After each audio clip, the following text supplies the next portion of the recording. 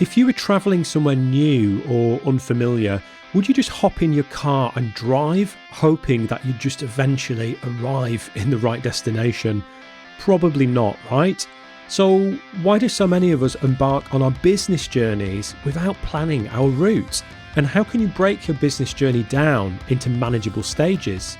That's exactly what I'll be talking about in this episode of Architecture Business Club, the weekly podcast for solo and small firm architecture practice owners just like you who want to build a profitable, future-proof architecture business that fits around their life.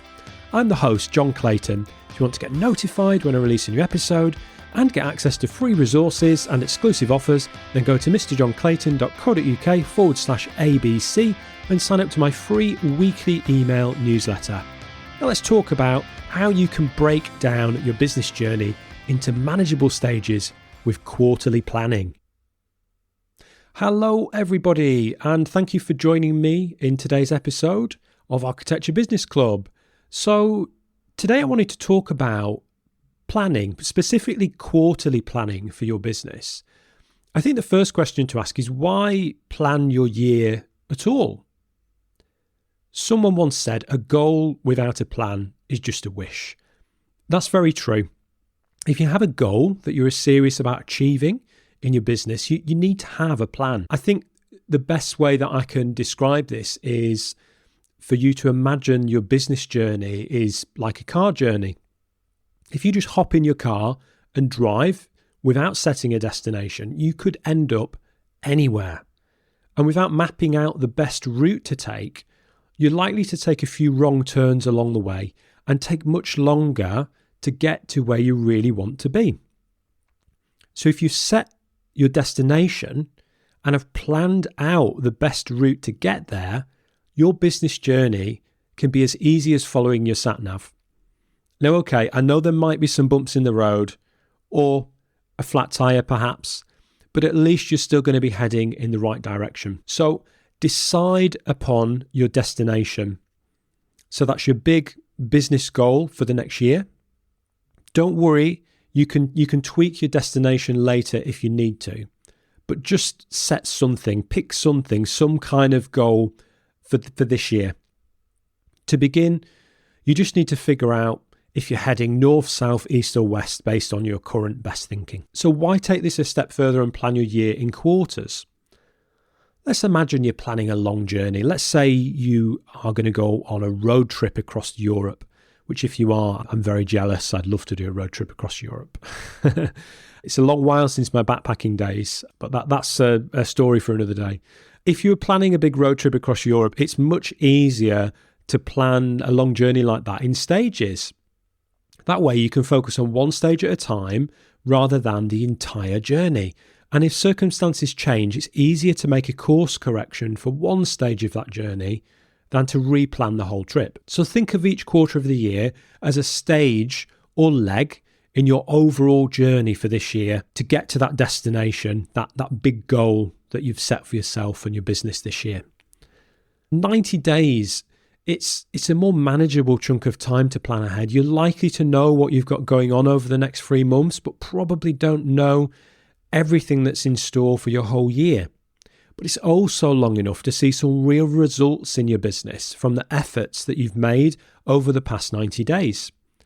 And if you've got a little lost, don't worry. At your quarterly checkpoint, you get to relook at your map and do a quick course correction so you're back on the right road again without having spent an entire year driving in the wrong direction. So what should you include in your quarterly plan? I think that your quarterly plan, it doesn't necessarily need to be the same as the next person's because we're all different, and the direction that you want to go in with your business and your plans for you and your business are going to be different to the next person. But here's a few things that you could use as part of your quarterly plan. I think something that's good to include is some reflection on the previous quarter. So think about what went well during the last quarter, what could have been better, and perhaps what stood in your way, and what could you do during the next quarter to make things easier for you, to ensure that things go better for the next quarter than the last. I think continual improvement is a great thing to try and achieve. I think setting a main quarterly goal is a great idea. So think about what the next quarter is all about. What are you going to be doing in your business? What's the thing that you're going to be focusing on selling? What events are you going to be attending? What's going to be the thing that you're going to be promoting? And I would encourage you to, rather than writing a list of dozens of things, just pick one thing. Just pick one main goal for this quarter that helps you make a step further towards your main goal for the year. So have that in mind when you decide on what your quarterly goal is, but just pick one thing. Let's not overcomplicate things. We'll try and keep things simple. The next thing that you might wish to do is to think of the top 3 things that you need to do during the next quarter to achieve that main quarterly goal. So essentially, this is your kind of high-level to-do list. So if you're going to achieve that thing in the next 3 months, what are the main 3 things that you need to do to achieve that quarterly goal? I think also, given that you're in business or you're running a business here, it's not just a hobby, presumably. We should have some financial measures that we have each quarter. So perhaps you might wish to measure your revenue or turnover. That might be one of the first financial metrics that you record. So I would suggest that you review your revenue for the last quarter. Think about what your target is for the next quarter and think about what the difference is. So if you turned over £10,000 in the previous quarter, what is the target for next quarter? So if it was £12,000 for the next quarter, you've got an extra £2,000 to make up. So how does that equate to how many more products or services that you need to sell? How many new clients would you need based on that difference? So have that in mind. There's also, I think, some other things that if you want to go into a bit more detail, I think those are probably, if you wanted to just keep things simple, those are probably the main things that you may wish to include in your quarterly plan. There are some other optional things that you may wish to also measure depending on how detailed you want to get. So you may wish to make a note of the number of leads or the number of sales conversations that you've had, actual numbers from the last quarter versus your target for the next quarter. So that could be the number of incoming leads, or you could measure the number of sales conversations, whether they were over the phone, video calls, in the DMs.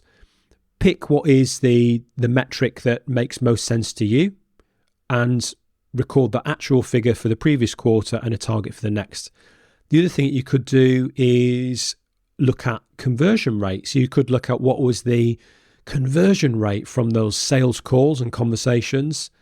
If you spoke to 10 people and you sold 5 of your flagship product or service, 50% conversion rate. Look at that. Can we optimize and improve that for the next quarter? That might be another thing that you wish to measure. Another thing is average spend. So you might want to look at, okay, for those customers that I had, how much revenue did I make from each customer? Again, you could measure that from the previous quarter and look to how you could improve that for the next quarter. Likewise, the number of sales or the number of new customers that you had, that might be another thing to measure, or perhaps even your profit margin. So those are a few key things that you might wish to include. Another couple of things that you may wish to include as part of your quarterly plan. I would think about your authority in what you do and also your visibility. You may also wish to measure this, because I think that's important to be thinking about how you can build your authority in what you do. So think about what you're going to be doing to build your authority or to be more visible during the next quarter. This could be online or in person. It could be how many podcast episodes did you publish? How many YouTube videos did you publish? How many blogs did you write and publish? How many project case studies did you create? Did you do any speaking gigs? If so, how many did you do? Did you run any workshops or webinars for your ideal clients? Did you attend any in-person or online networking events or workshops? You can go quite granular with this, particularly with metrics for social media and online, your online presence. You can even measure things like the number of posts and reels or stories that you published. Again, measuring the actual numbers from the previous quarter and setting targets for the next quarter.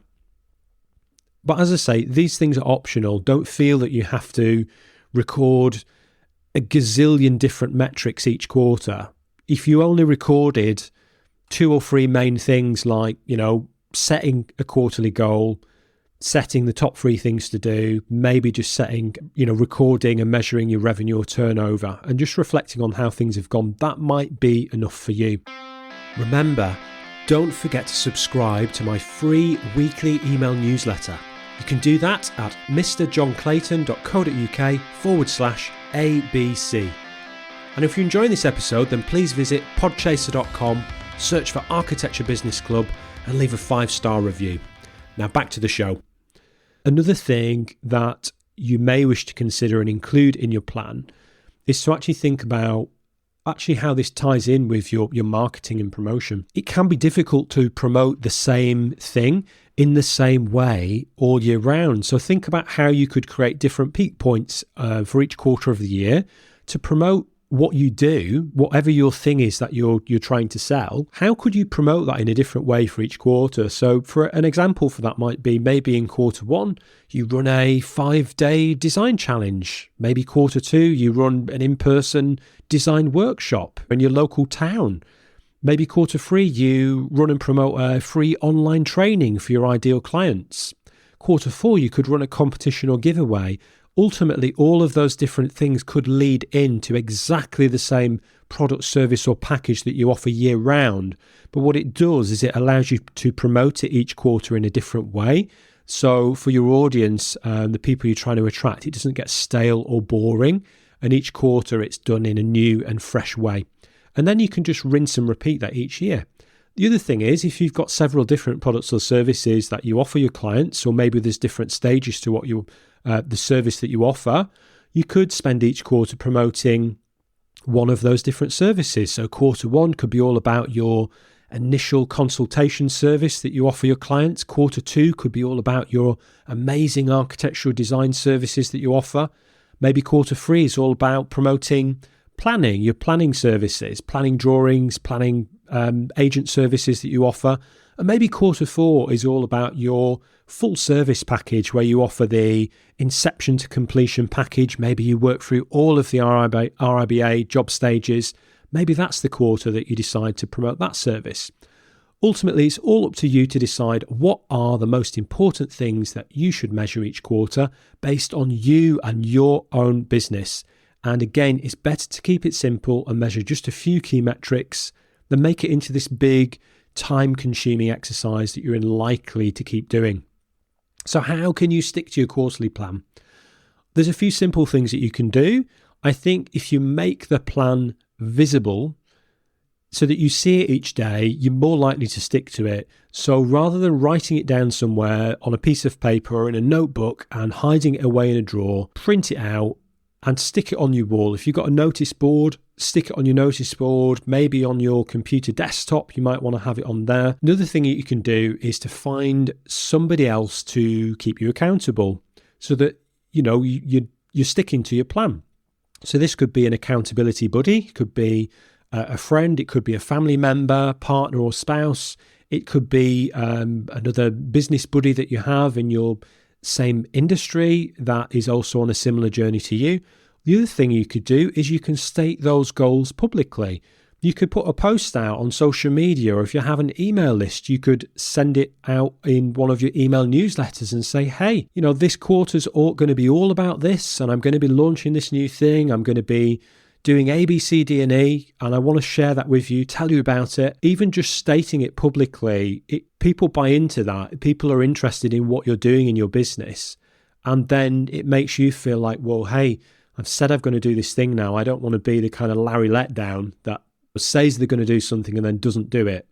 So actually that can really help with accountability. A couple of other things you can do is to create some jeopardy. What's at stake? If you don't achieve your goal, what is at stake? Is there something you're going to lose? You can even make a bet with yourself. You could even say to somebody, hey, look, here's some money, set an amount of money that is not a crazy amount, but enough that you wouldn't want to lose. Maybe it's, I don't know, 50 quid. It might be £100. give it to somebody and say, hey, hang on to this. And if I hit my goal, give me that money back. It's like a little reward that you have at the end of the quarter. And if I don't hit my goal, you keep it. You treat yourself, go and have a nice day out, buy something nice for yourself or your family. It sounds a bit of a silly idea, but these things do work. And just tying in with that, this idea of reward. Reward yourself when you hit your goals. Like, actually think about what is like an exciting reward that you could have. If you set yourself a big goal for the next quarter, and if you set yourself a reward that you're going to have, it could be that you're going to buy something that you've been wanting to get for a little while. It could be that you're going to treat yourself to a day out. Maybe it's a spa day, or maybe it's a weekend away somewhere with your family. Whatever it is, set something and make sure that you do really celebrate that win when you get to the end of the quarter, and reward yourself. If you've hit that goal, there should be some reward and celebration. So what should you do next quarter? We'll review the previous quarter's plan, celebrate and share those wins, do that reflection, look at how did you do in the previous quarter, thinking about what went well, what could have been better, what might have stood in the way, and what adjustments could you make to make the next quarter more successful. Update those key metrics, so those things that you've decided are important for you to measure each quarter,